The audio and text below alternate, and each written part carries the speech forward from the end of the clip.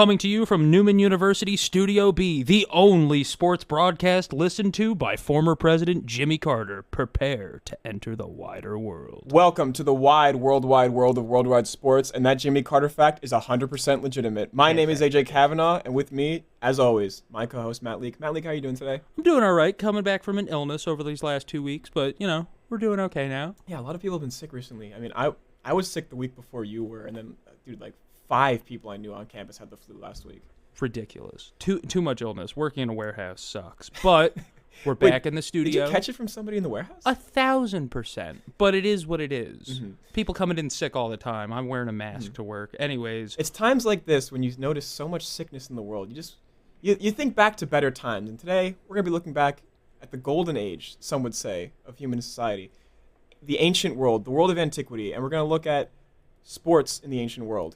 Hell yeah. So, to start, I think you have found the same thing I have found in our research, which is that the majority of sports in the ancient world either involved killing other people or killing yourself. Oh, 1,000%. Death was the punishment for losing in sports back in the day. Death, not even the punishment. Sometimes it was just the goal. Well, I mean, I read about a Mayan sport where they would throw a ball through the side of a building that had an opening in it, and whoever lost got sacrificed. Are you talking about a llama? I believe so. It was like a circular hoop. Yep. All right, we're definitely getting to that later. But for starters, I want to highlight 2 sports that I found the most interesting because they're actually still played today in a professional setting. A lot of these sports, if you look through them, are still played, but in terms of like actually having a professional league, I found 2 examples. So the first one, hurling.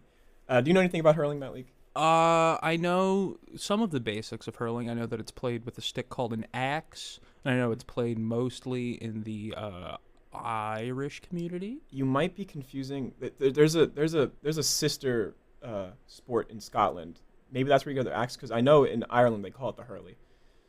But well, I've been told axe by our Irish friend, but continue with what you were talking about. So, but the goal of the sport is it's 2 teams. You will have a hurley stick and you'll have a sleeter ball, and you have to pick the ball up with the stick, continually bounce it, and you have to either hit it into a field goal, like a football field goal, for 1 point, or you can hit it into a goal that's right underneath the goalposts for 3 points. And basically, just whoever has more points at the end of the game wins.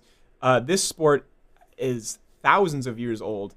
Not necessarily the same sport we see today, but we know this because it plays a lot into mythology. There's a lot of Irish stories involving hurling. The earliest one is from 1250 BC. This is a story written down by the monks. It was called the Camatora. So this story is about 2 groups, one being the Firbolg. They are, in legend, described to be the original inhabitants of Ireland. And another group called the Tuatha. The Tuatha are known as the Tribe of God. Both of them are not actually native to Ireland. They're both Celtic or Gaelic groups from mainland Europe who invaded and likely took out whoever the actual original inhabitants was. One would assume that's kind of how history is worked. And there actually is, I don't know what the evidence is for it, but I actually saw that some people believe that hurling actually even predates this story. Like it predates. So we're talking like ancient. I didn't see necessary proof of that. This is just the first written recording of the game.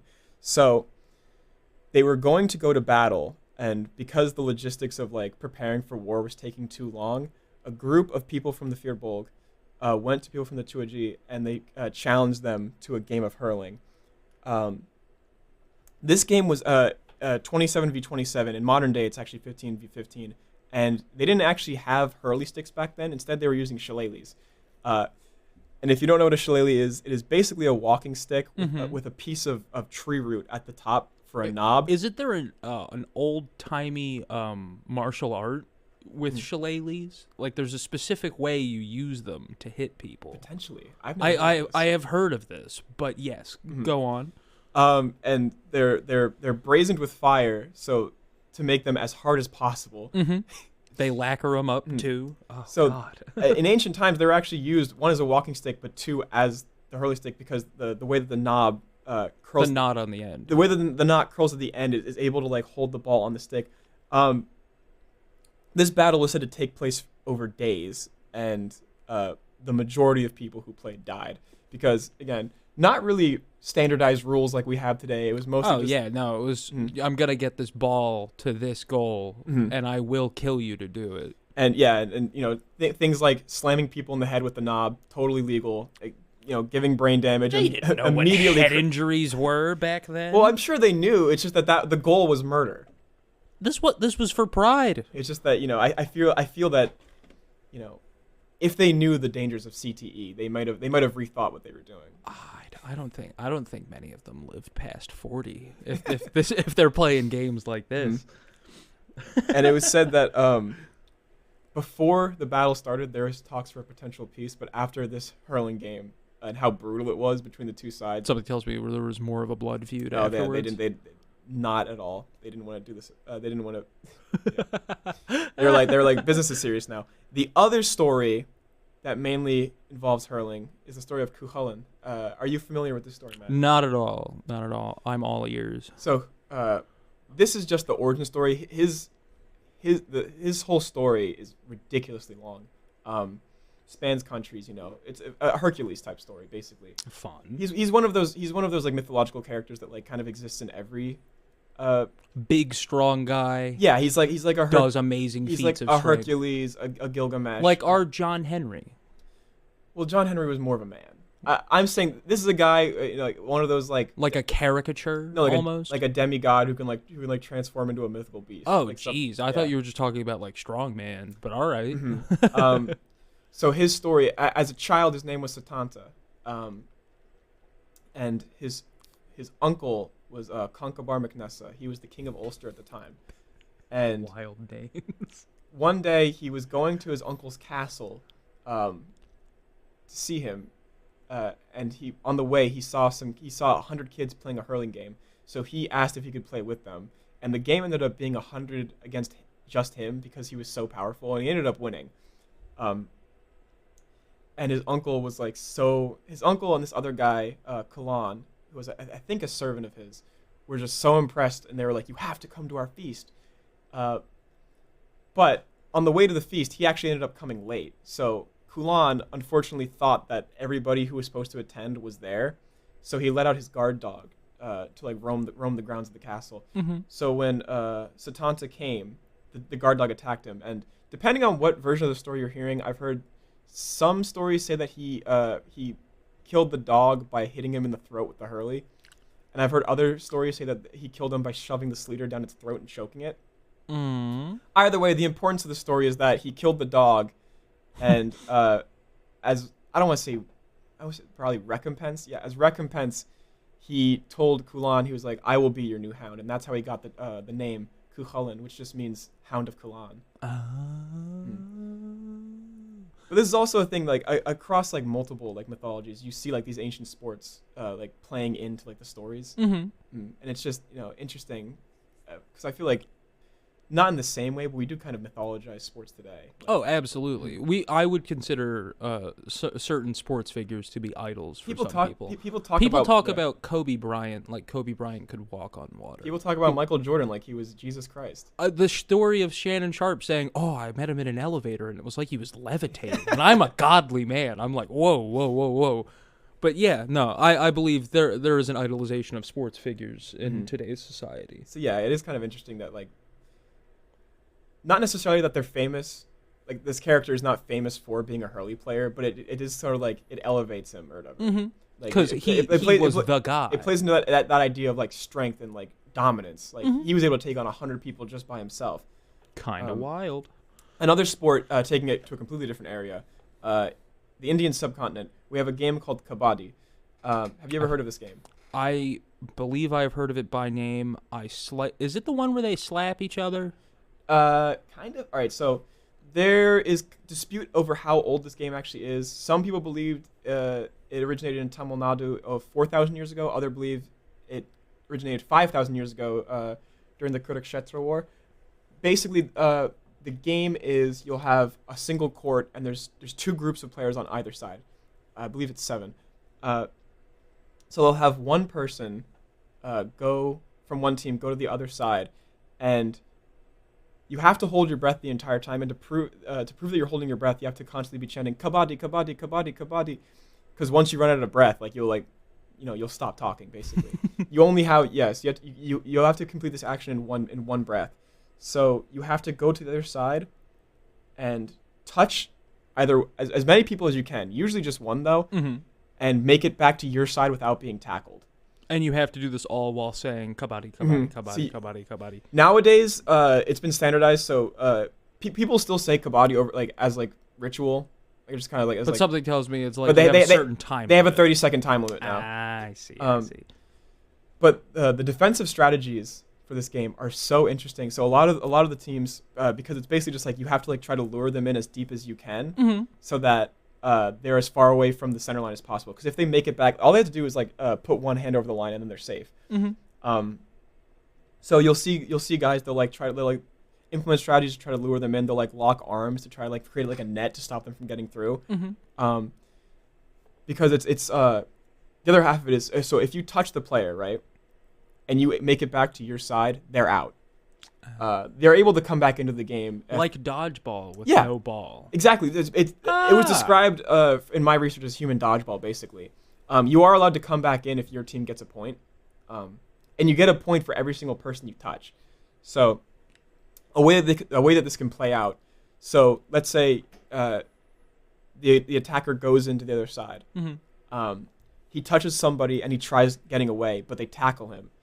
But it only counts as a tackle if they fully stop his motion, because you can keep fighting, clawing your way over. So it's not like football when you're down, you're down. No, you can get up. No, as long as you you haven't stopped moving, you can still keep moving. Fair. So if you unsuccessfully tackle somebody, if you have three guys on him trying to stop him, but he still gets his hand over the line, does he eliminate? Now all three of those people are out too because they touched him. Yeah. So another thing you'll see is if a player is going in to try and help the tackle, try to stop him, and he realizes that it's not going to work out, you'll see them do these really acrobatic jump backs. It's really cool. Honestly, if you can just watch clips of this on YouTube, it really is the most fascinating stuff. Really exciting. I think I have seen a video or two, but not knowing what the game was, I was just kind of damn, that guy got pieced up for no reason. Because you can see it depends on what certain attackers have certain styles. Sometimes you're just a gigantic guy who nobody's gonna tackle you, so you can just barge through. But you'll see some of the smaller guys are they got to use strats. They'll do these incredibly athletic leaps. You'll see they'll jump in between two guys shoulders, in between their heads, and tap both of them and then jump over them. They do some crazy stuff, dude. I would play this game. So yeah, those are two sports that still exist in a professional setting. One thing that doesn't necessarily exist in the same form as it did, but also is standardized now, is the Olympics. Hell yeah. So you want to get into that? I would love to get into the Olympics. So the Olympics, basically, they started in 766 BC, crazy long ago, and Olympia agrees. There were a few, regular standard events there. Let me help you get those up real quick. Stuff that we still have today. Yeah. Some stuff that we still have today. Other stuff we apparently have just decided it is no longer a fun sport, like chariot racing, but we're going to get into that on a separate topic because I find that very interesting. So some of the games that they would play, discus, long jump, javelin. They had equestrian events, but they weren't like the horse dancing you see today. It was more chariot racing around on horseback. Running events, track events, basically. Boxing, which is still very good today.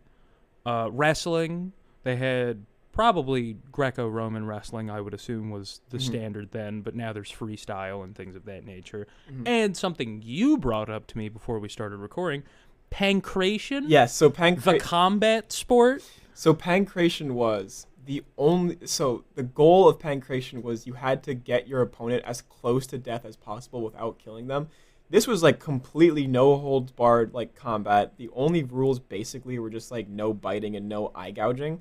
Or nose biting. Yes. Gouging. None of that. That's what it says right here.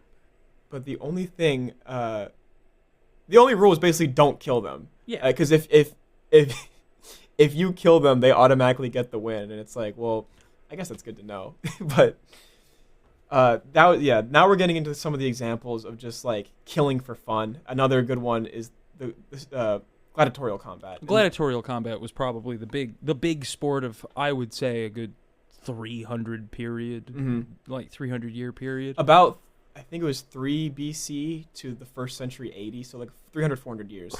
That's a crazy amount of time for blood sport. But yeah, gladiators, Colosseum, fight to the death using any weapon, like a mace. People fought with nets. Net fighting was a huge deal back then. Don't know why, but apparently they had an advantage. And they never lived very long. Yeah. If you were an old gladiator, you were a very, very dangerous individual. Well, because, the whole point of it was just getting slaves or convicts to fight for enjoyment of the rich and the wealthy. And they thought, oh, in turn, I get glory because I am a gladiator. Exactly. But there's this manifests in multiple different ways. There was a lot of different like, I don't want to say mini games. There were, I would say, events. Would you say? So obviously, events, stages. They would set basically. So obviously, there's gladiatorial combat, 2 1-on-1s, 2s-on-2s, 2 or more. Up to I believe it was 10-on-10. Yeah, free for alls. Give a man a weapon, maybe armor, and just let them light armor. It was nothing big. It was to protect mostly the vitals. It would be like shoulder pads, chest plate perhaps, and a helmet. But that was about it. Let them go at it, and just at the end of it, the emperor would be like, if they're still alive, the emperor would give his decision on whether they should live or die. Common misconception about the thumb thing that he would do at the very end, by the way. Thumbs up meant kill him. Thumbs down meant don't kill him. The movie portrayed it wrong because apparently people would just not understand that thumbs down is actually a good thing. But yes, if you had the thumb pointed up after your event, all of the spearmen in the arena would come and stab you. Another thing is combat with animals. Yes. Because the Romans loved exotic animals, and they loved just torturing them. For no reason. Or just seeing how they would torture humans. So, combat with tigers, combat with lions, combat with rhinos, too, combat with monkeys. Monkeys, there were a couple of elephants. Yeah, some elephants in there. But one of my favorite things is when they would flood the Colosseum and do boat combat in the middle of it. So this is something I didn't know actually existed until Gladiator 2 came out. And I saw people talking about it on Twitter because they were so excited. Like, oh my God, they're finally doing it in a movie. This is called Naumachia. Now, Naumachia wasn't necessarily just limited to the Colosseum. If they could make any like artificial water bowl, they could fill up the bowl with water, they were going to at like least the first once. example, I think, of this was something that Julius Caesar did, and it was not in Rome. It was actually like 70 miles east, I think, 46 BC. So you would create an artificial lake or an artificial body of water as large as possible just to simulate naval battle as well as you can, and have 2 groups representing different factions, because it would be different historical battles. Yes, they would tell stories. Because the point of it was basically just historical reenactment. So I think, let me see, the first time that Julius Caesar did it, I think it was the Egyptians and somebody else. But you would basically be reenacting stories that people would glorify. The Egyptians and the Tyrians. And the groups would be made up, obviously, like the same way of any gladiator event. You'd have your slaves and your convicts, but the convicts were usually on death row because there's no way you're surviving this, basically. Yeah. It was said that at the end of battles, the surviving ship would be so covered in blood, it looked like it was painted red. Makes sense. It makes sense. It was basically like you need to reenact this as accurately as possible, and they always picked the worst battles for them to do it, and the bloodiest battles. And the people who they had to do the combat were usually not combat trained. No. So they were just like, swinging and as violently as they could. It was someone basically blindly fighting for their lives, but for the enjoyment of the people, I guess. And then this is one that you brought up a really interesting point about the chariot racing. Chariot racing, another thing where an event that's so violent, even the people that survive usually either also died of their injuries or just had lifelong injuries. but not one man. This one man. God, I love this guy. Tell us about this guy. His name. Now, pardon if I butcher his name. I apologize. His name was, I believe, Gaius Apuleius Diocles. Mm-hmm. He is the richest recorded athlete in history. The man was 1,460 in his 40 or 4,000 races. Raced 4,000 times. Not supposed to do that, by the way. Chariot racers were never even seeing this amount of races. His career earnings, 35 million sestertii, which in today's money is $15 billion. He retired at 42, which, if you think back in the day, I forget how long ago this was specifically, but you weren't retiring from chariot racing. Well, not even. You never really got to retire. You would normally succumb to injury or be a complete vegetable by the end of it, because these were the most dangerous races ever held. Not even the fact that it was 4,000. Like, it was trying at 42. Not even just that. That's like if you had to think about the average life expectancy of just an average Roman, and if you think about it, like the average life expectancy of like a chariot racer was racer. like half. It was ridiculous. You died in your mid-20s, basically. Whether you won 100 races or not, you were going to die before you turned 30. This guy, however, 42, retired at 42 years old and won over 1,400 races. That's insane. But you think about it, and that's just winning. Second place, you still got paid. Third place, still got paid. Like, I idolize this man. Think about how close are we to having in our lifetime. Do you think we're going to see an athlete who can make these type of earnings? No. Well, hold on. LeBron James is a billionaire. Shohei Ohtani, how big is his contract? Like Shohei Ohtani's was, I believe, 13 years, $700 million. Yeah, exactly. So think, that's not even $1 billion in this contract over 13 years. Mr. Diocles decided he was going to earn $15 billion in a 20-ish year career. That would be like if LeBron signed 15 lifetime deals with Nike. And granted, like LeBron's money didn't come just It didn't from come sports. from just sports. It also comes from, his side companies, his movie appearances, TV appearances, this commercials, is just advertising. Sports earnings. This is just from the events. But I feel he like didn't have sponsorship deals. There weren't any real sponsorship deals. I think back then. just like looking at Ohtani's contract, like the first $1 billion contract is not that far away. I don't. think. For sure. Who was it? Kylian Mbappe he got offered $1.8 billion by, what was it? The Saudi Saudi soccer league. They wanted him to join, and that was for Saudi 1 league. year. Yeah. That was a 1 year deal. He said no, which I'm confused. I get if you don't want to get Saudi money, but like. It's just, come on. Yeah, obviously even the money in baseball, but just like the money that's coming into basketball, the money that's in soccer. I believe there will be a $500 million contract signed by a basketball player within the next 2 to 3 years. There just has to be. The way that the salary cap's going up, and the way that they like the new media rights deal, I think it's like $76 billion. Oh yeah, they already added. I forget, the NFL's media rights deal just bumped up their salary cap, which is good news for certain teams. Not going to get into that. But yeah, back onto ancient sports though. Another one. So just as like, this is a little side thing piggybacking off of the Namastia. There's a similar thing called fisherman's jousting in ancient Egypt. So this would be either two people or two groups on the reed boats in the river, and they would have sticks with like extremely sharp points at the end. If it's regular jousting, the whole idea is you would just have to like hit them as many times as possible where they can't stand on the boat anymore and they fall off, and either they would die from drowning or they would be eaten by crocodiles. I was about to say, because they're bleeding, I'm assuming the crocodiles would get them. The punctures they'd make with these sticks would just cause so much blood that like crocodiles and hippos would just like swarm the area. Oh, I didn't even think about the hippos. Now this one,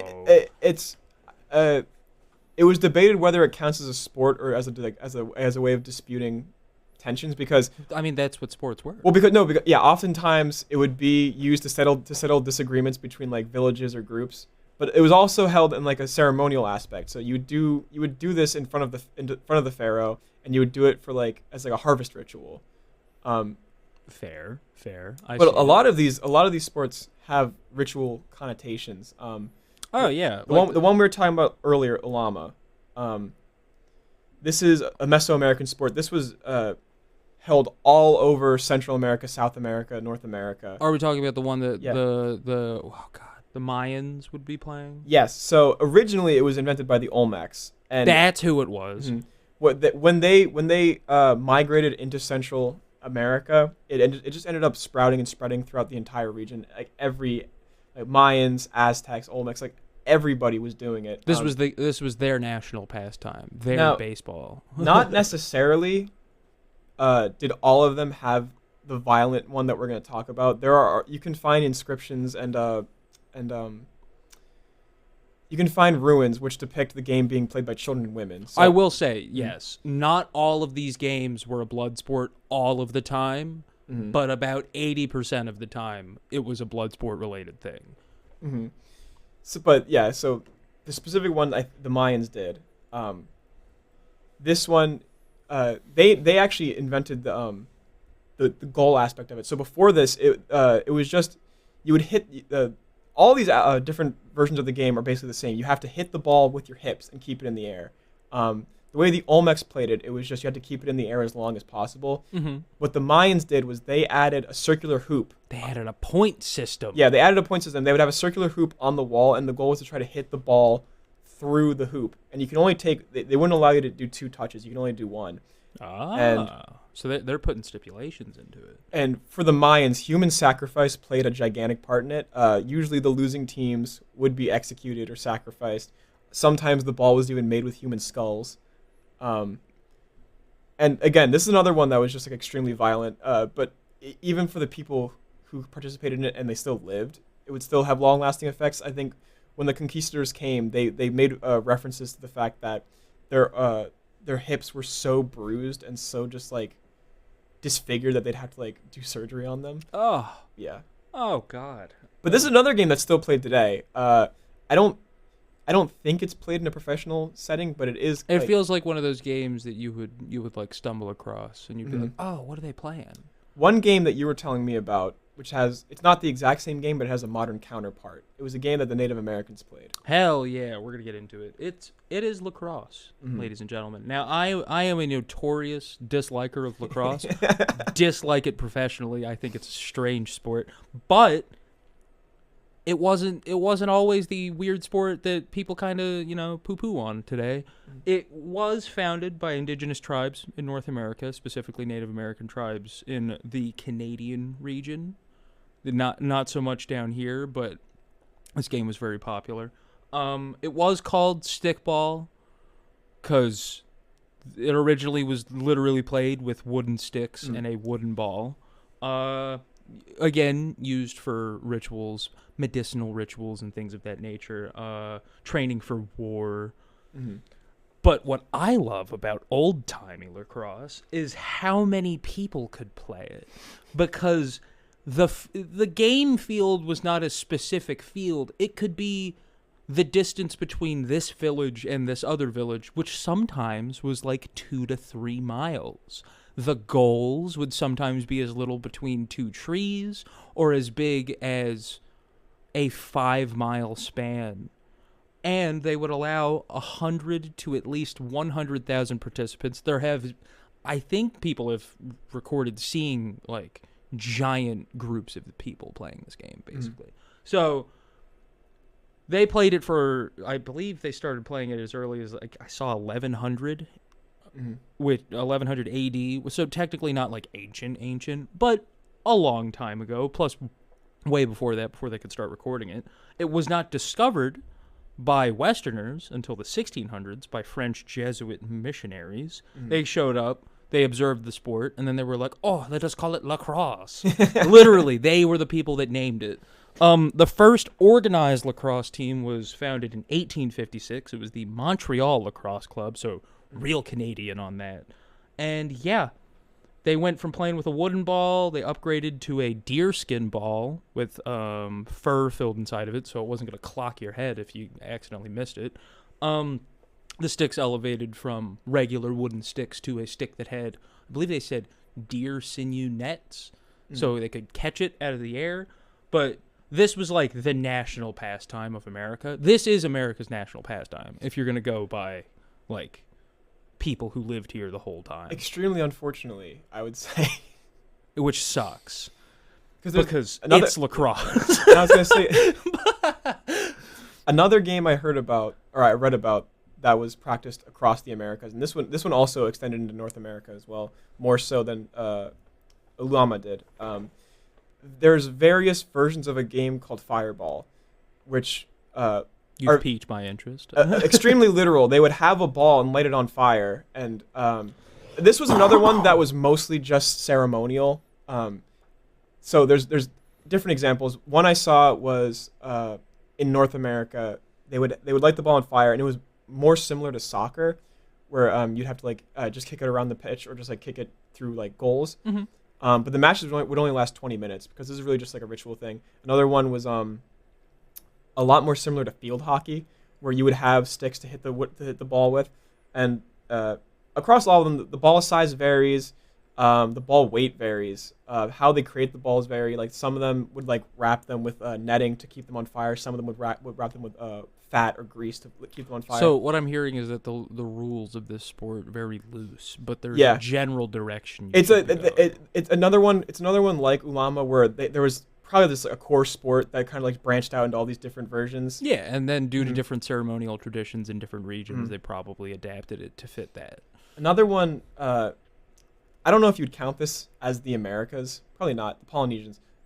This was the Pacific Islands. This is a sport native to Hawaii that was practiced for thousands of years and was actually banned by the British when they colonized Hawaii because it was so dangerous. But it's making a comeback today. There's like certain cultural practitioners who want to keep it alive.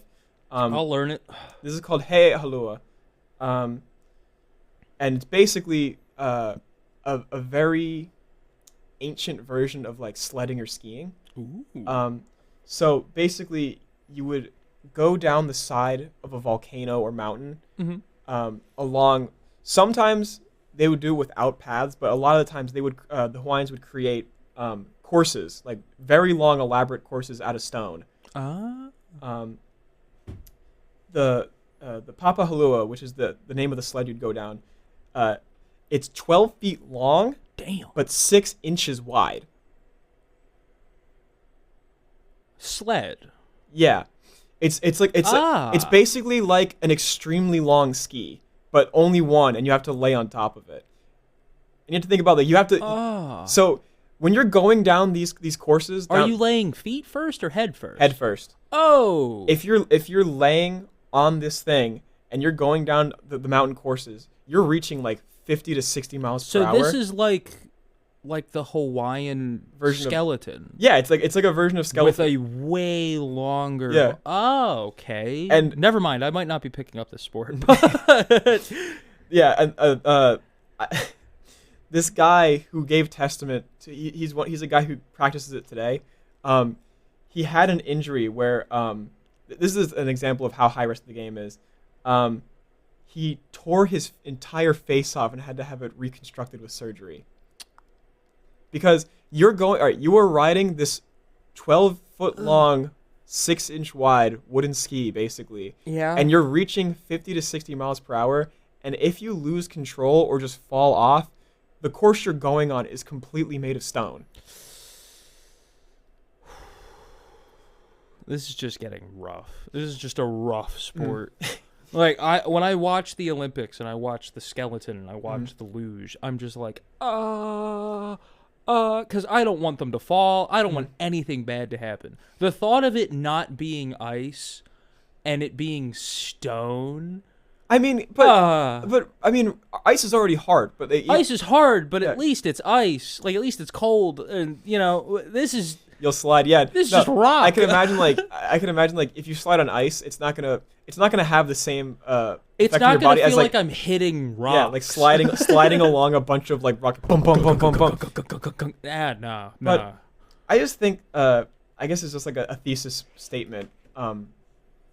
People just do you think people were just like so bored back in the day? Oh, people were willing to risk lives for boredom. Because it's just like all of these sports have to involve either putting your own life on the line wanting to kill other people or just like I got a few that will make you think about that because the yeah, last couple have been. yeah. Ooh. You have your last two. Go ahead. I actually have 3. I don't have a ton on the last one because the last one is very straightforward in what the sport is. But we're gonna start with the Central Asian sport of buzkashi. It was played in Central Asia, the Afghanistan area, I would say, where horses were a bigger deal.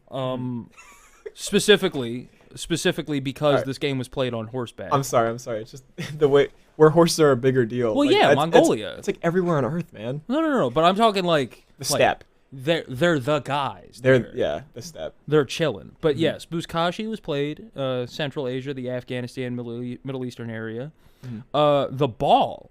You would not believe what the ball of this game is, because it is not a ball. It is a goat carcass. I have no idea why. They would disembowel the carcass. They would get all the icky stuff out of it, and they would basically get on horseback.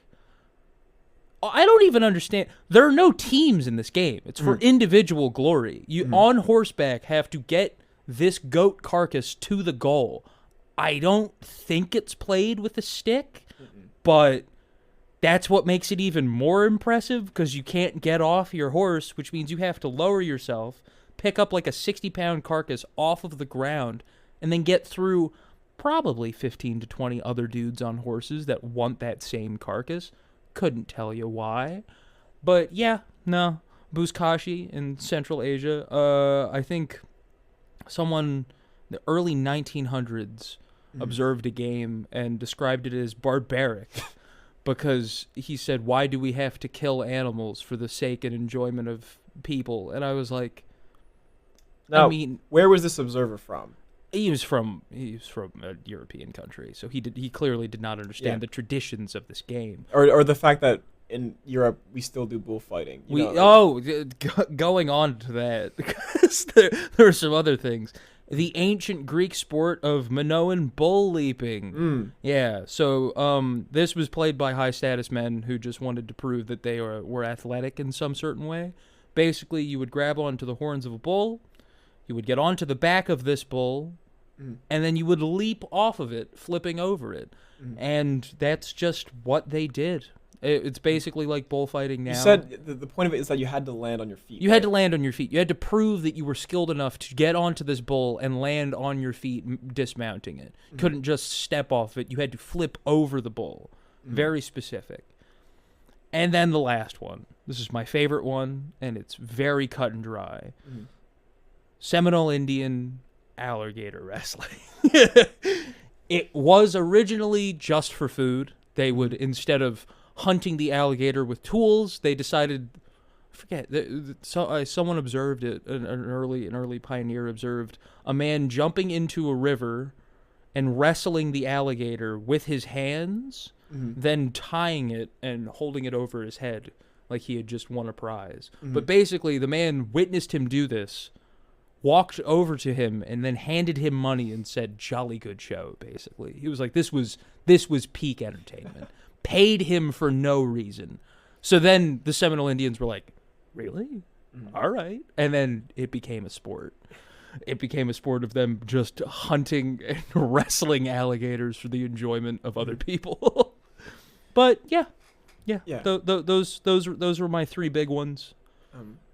Very violent sports. Yeah. Everything I feel like just had like such a higher level of danger than sports do nowadays, because everything is so regulated. So regulated. Yeah. We want our athletes to stay healthy. We're not trying to risk them. Now again, like you can like look at like common features amongst all of them. It really is just like people just kind of like trying to find entertainment with like what they have on hand. Oh, absolutely. So like again, like with the alligator wrestling or the bulls, it's just like whatever the local animals are, like let's do something with them. Let's see if we can do something. And I'm going to say this: Minoan bull leaping, there was no damage done to the animal. That was the key of the game, was to be able to do this without harming the animal. So, yeah, I guess you did have to be really skilled to get up on top of one and flip off. But like utilizing the resources available to you just to like try and find entertainment, just like using the animals around you, using the geography around you, like with Heiahalua, where they would use the mountains to like just like Like, hey, that looks really high. What if we went from up there to down here? What if we skated down on the thinnest sled possible? Or just like the way that war and just death in general was just so much more of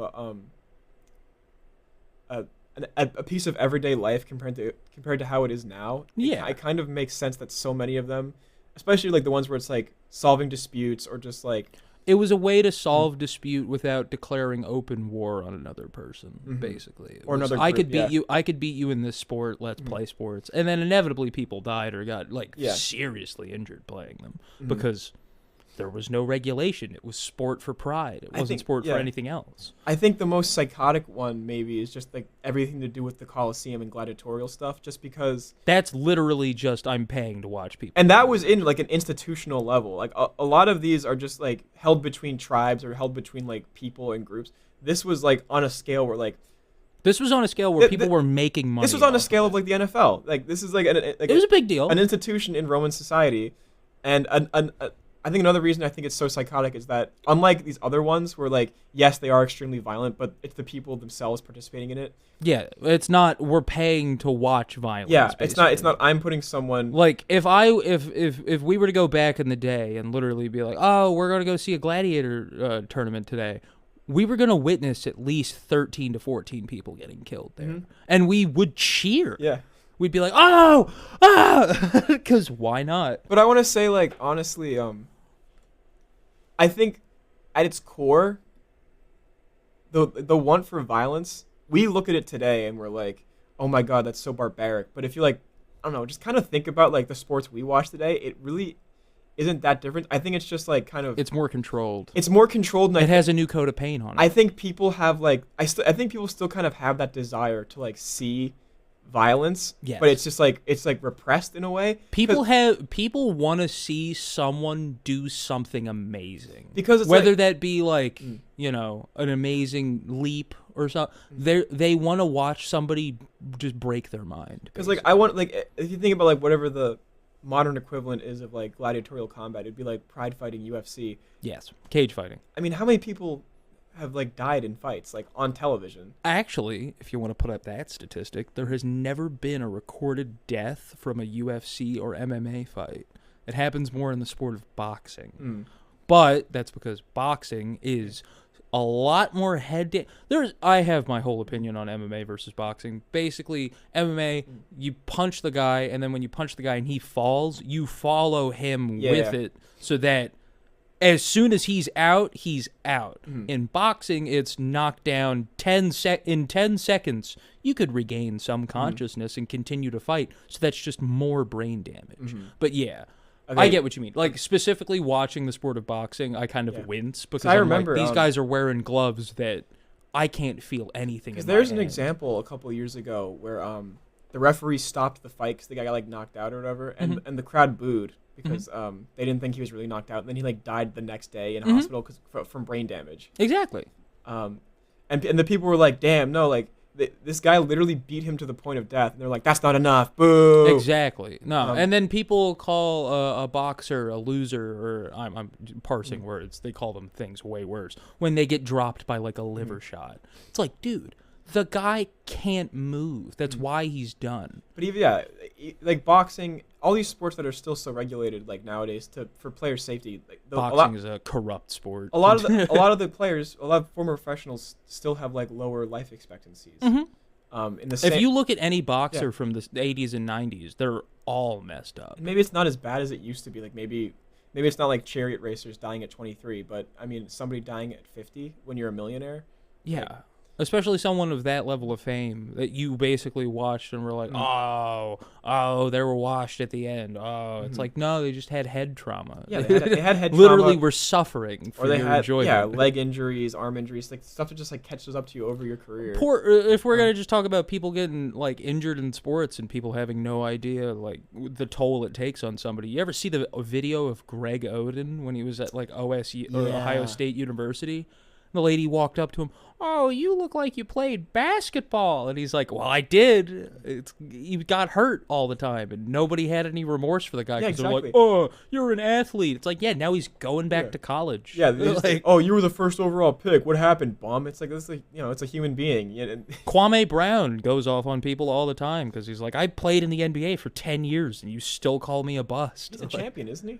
I think he did win a ring. No, he got traded for Powell. Rats. All right, well, Yeah. unfortunately. Well, I mean, technically, he is responsible. He facilitated a ring. Two NBA rings responsible by Kwame Brown. That example of USC, maybe I didn't know that statistic, so I kind of have some egg on my face. Oh, but it's still, they still get, like, destroyed. I would argue that kind of is the modern form of using slaves or using criminals. Using people down on their luck for the sports of others. Because if you look at, like, the payments that are paid out for UFC fighters, they're only making enough to survive. Ridiculous, dude. The gap of no, the pay. no, because I know what you're talking about. UFC middleweight Jared Cannonier came out and was like, "Oh yeah, I basically get like 10 grand to fight." Yeah, because Dana White says that they keep the prize money low because it's supposed to give them an incentive to keep coming back, and it's like, well, yeah, but he paid the hell out of Conor McGregor, and then Conor McGregor. I don't even think that. Like, I think like his biggest payout was like $2 million or something. Yeah, even then, that doesn't even match close to like any like. But any Dana major White boxing facilitated thing. the boxing fight that he got paid $100 million. Yeah, exactly. So it's kind of like if you're gonna do it for him,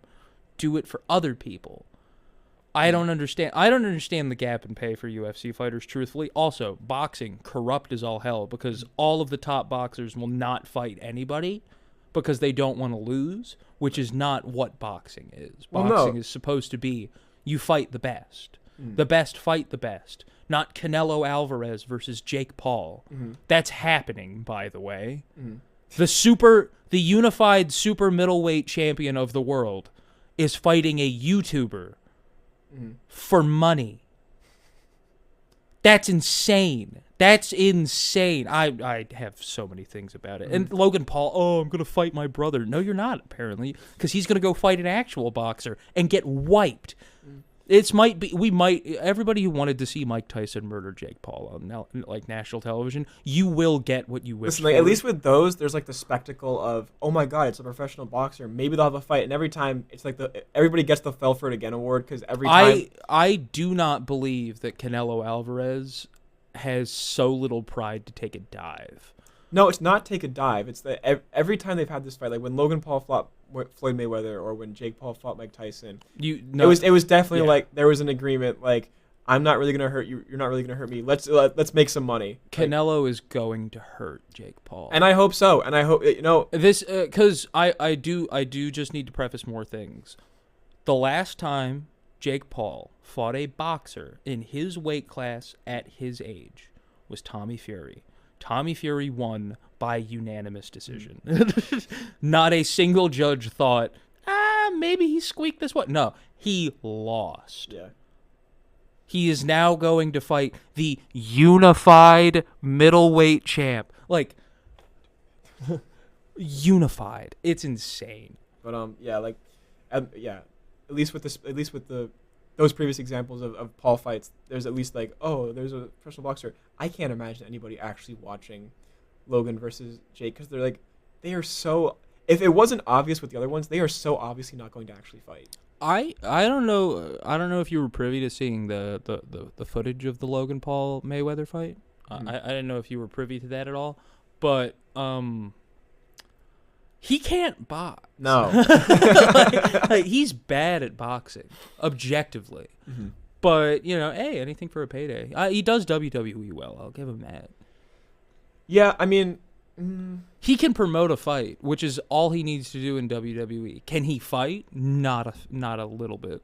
Logan, it's interesting that these social media people come in and they, like, in some respects... market the fights better than the actual wrestlers do. Like when Big AJ was doing AEW and he was I saw that. He was going on Fox. He was going on Good Morning America. Like he was doing like 4 shows in one day to promote the show. And then Tony Khan was like, "This is great," and he was like, "Yeah, get your actual wrestlers." Yeah, how do you not know that, Tony? Tony, aren't you like part of the Jacksonville Jaguars? How do you not understand how sports promotion works?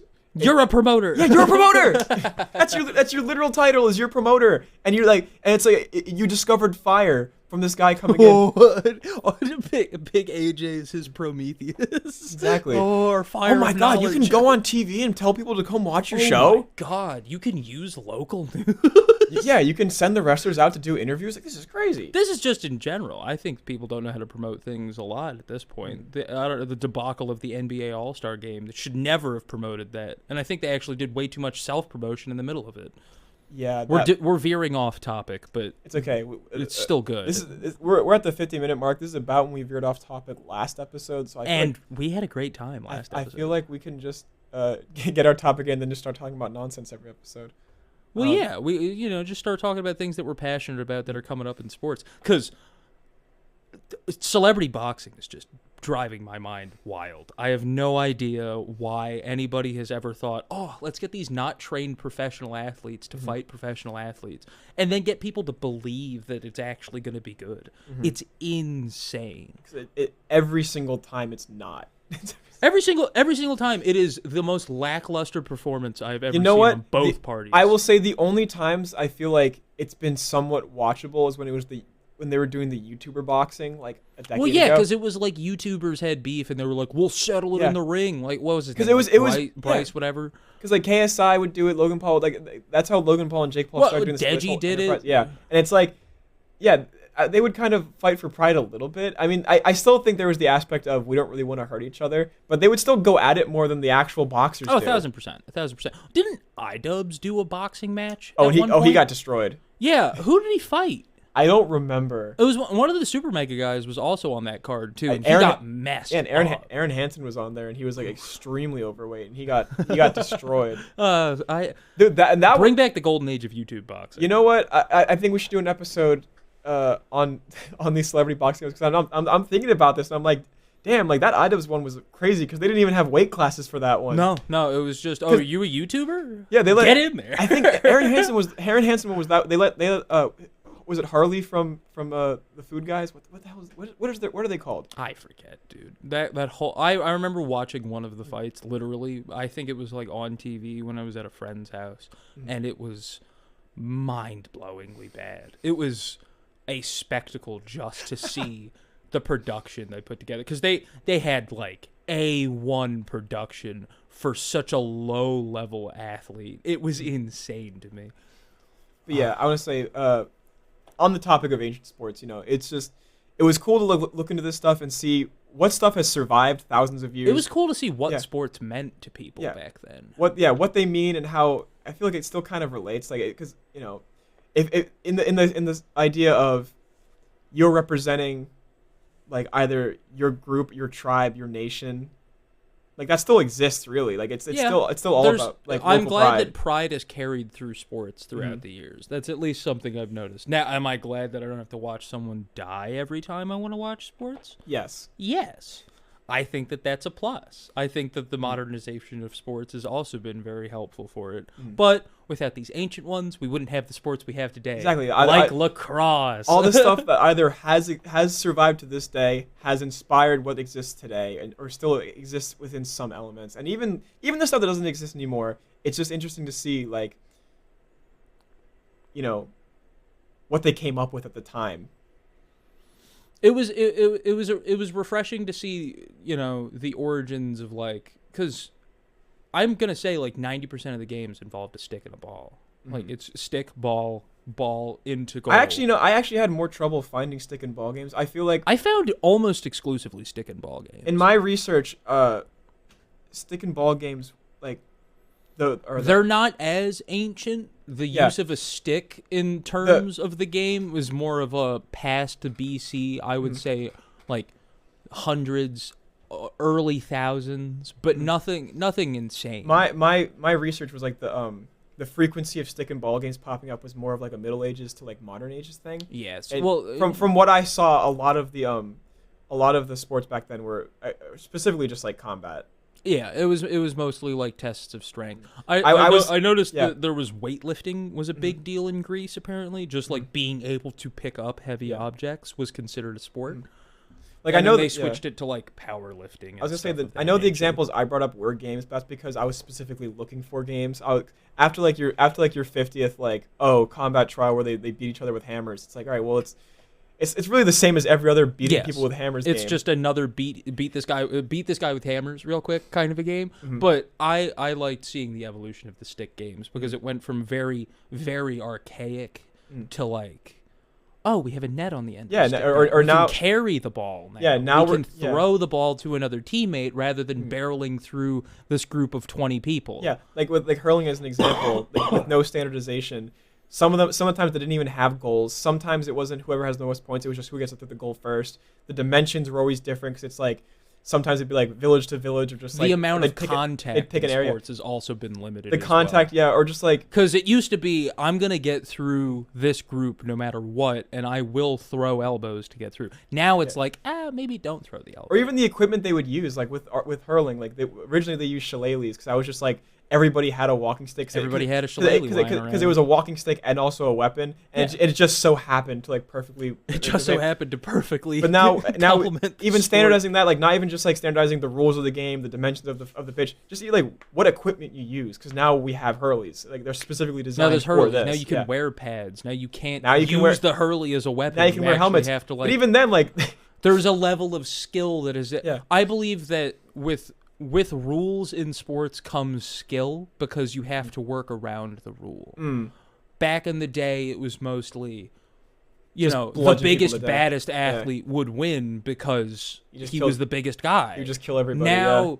Now I can't hit you, but I have to be able to get around you, so now I have to do better things. But even hurling is an interesting example of like, the sport started off barbaric and now it's like it's still violent, but it's like it's controlled violence. But even then, like they didn't have helmets until the 90s. Like that makes sense. The violence of hurling lasted like up until the modern day. Yeah, in a way. Well, I mean, let's be real. In the 90s, I don't know if you've watched 90s football, but they were allowed to basically kill each other. or 90s basketball. 90s basketball. I'm not going to say it's the golden age of basketball because it's not. But it is fun to watch someone go for a layup and just literally just like punch in the stomach. And watch Bill Laimbeer come in with a clothesline from hell. But yeah, I think another great topic, and we have more great topics coming up. What are we doing next week, Matt Leake? What did we decide on? We decided on something good. All right, let's reverse it. You do that thing, and then I'll say the answer. Oh, what are we doing next week, AJ? Next week we're doing stadium disasters. We're keeping it macabre. We like to keep it macabre and niche on this show. Well, no, we should definitely get out of the macabre soon. But that was just something that we were talking about. I mean, this wasn't macabre this week. And also, what are we talking about? The only other episode we have done, we were talking about conspiracies. I just feel like doing sports about killing people and then topics about people. I brought some levity. I brought lacrosse into the mix, That's and true. I bought a non-violent bull sport. Like, all right, that's crazy that there was a non-violent bull sport. that was. I loved the fact that in like bold. In the article, it said they did not harm the bulls, and I was like, "Oh, that's so good. That's skillful." That's almost more humane than the bull sports that we have today, which is kind of crazy to think about. I don't like the bull sports we have today, and I don't appreciate people who are like, "But it's tradition." Yeah, you're stabbing a bull in the neck. I wonder why it's mad. Even sometimes they stab in the testicles too. Dude, if I got stabbed in the testes, I would be a little mad too. All right, and people always feel bad for the people who get gored by bulls. I don't. You're in there prodding at a bull's nuts, and you expect it to just be okay with it. I think ridiculous. Yeah, I think torturing this animal, you're well within your right to like just be murdered by it. Mm-hmm. You should be, or just mutilated or something like. Or gored. Yeah. Gored is the proper term for what should happen to these people. But thank you for listening to this episode. Make sure to tune in next week or 2 weeks from now. That's the schedule we decided on, right? Every 2 weeks? I believe every 2 weeks. Every 2 weeks, and if we decide to drop a surprise episode, it's because you know that we have nothing going on. But join us again in 2 weeks when we cover even more topics from around the wide world of worldwide sports. I'm AJ. This has been Matt Leake. Thank you for listening. Thank you.